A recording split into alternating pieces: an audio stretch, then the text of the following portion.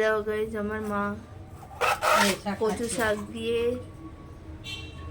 ইলিশ মাছ রান্না করবে, তাই এত বড় বড় কচু শাক কেটে নিচ্ছে। দেখো পরিষ্কার করে কাছি, এরপর ধোয়া হবে, ধুয়ে তারপর রান্না হবে। তোমাদের রান্নাটা দেখো, এই দেখো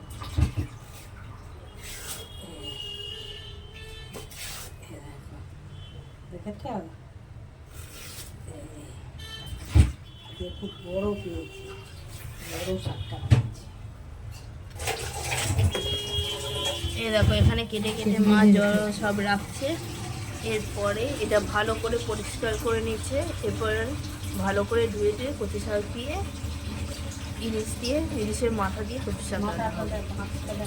এই দেখো ইলিশের মাথাগুলোকে কেটে কেটে দিয়েছে যাতে হয়, ভালো করে কচু শাক দিয়ে ভালো করে ইলিশের মাথা দিয়ে আজকে খাওয়া হবে জমি। তোমাদের দেখাবো কিভাবে মা রান্না করছে।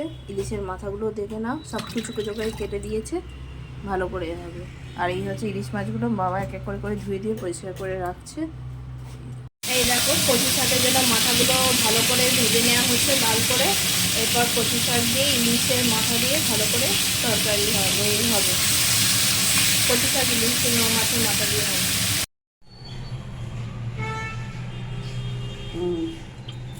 কড়াইয়ে তেল দিয়ে দিলাম, একটু বেশি করেই তেল দিতে হবে। তেলটা দিয়ে দিলাম আগে, তেল দিলাম,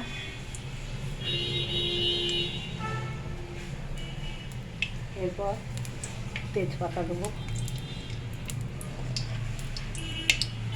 জিরে দেবো, তেজপাতা জিরে,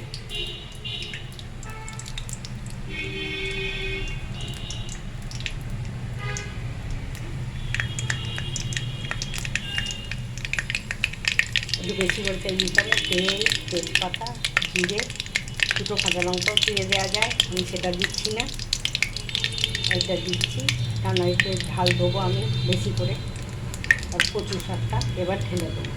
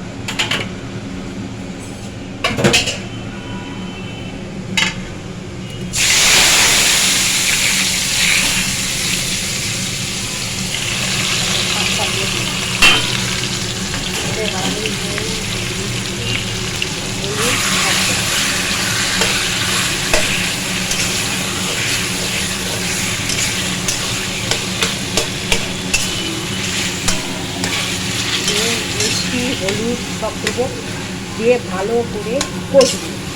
কষা হয়ে গেলে তারপর মাছের মাথাগুলো দেবো।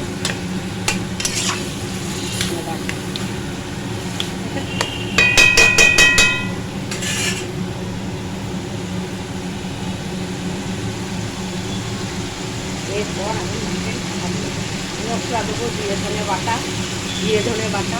কাঁচা লঙ্কা বাটা, এসব দেবো। জিরে, ধনে, তেজপাতা সব দিয়ে তেজপাতা দিয়েছি, দিয়ে এটা নুন, হলুদ, মিষ্টি, কাঁচা লঙ্কা, জিরে ধনে বাটা দিয়ে এবার কষছি। কচু শাকটাকে সেদ্ধ করে রাখা হয়েছিল, সেই সেদ্ধ করা কচু শাক, মাছের মাথা সব দিয়ে মাছ ভালো করে এবার কষে শুকনো হয়ে আসবে, তখন আবার শুকনো হয়ে আসবে, তেল ছাড়বে যখন, তখন এটাকে নামাবো। আর নামাবার আগে একটু সো গাইস, আমাদের ফাইনালি ইলিশ মাছের মাথা দিয়ে কচু শাক রেডি হয়ে গেছে। চলো এবার আমাদের খাওয়া যাক।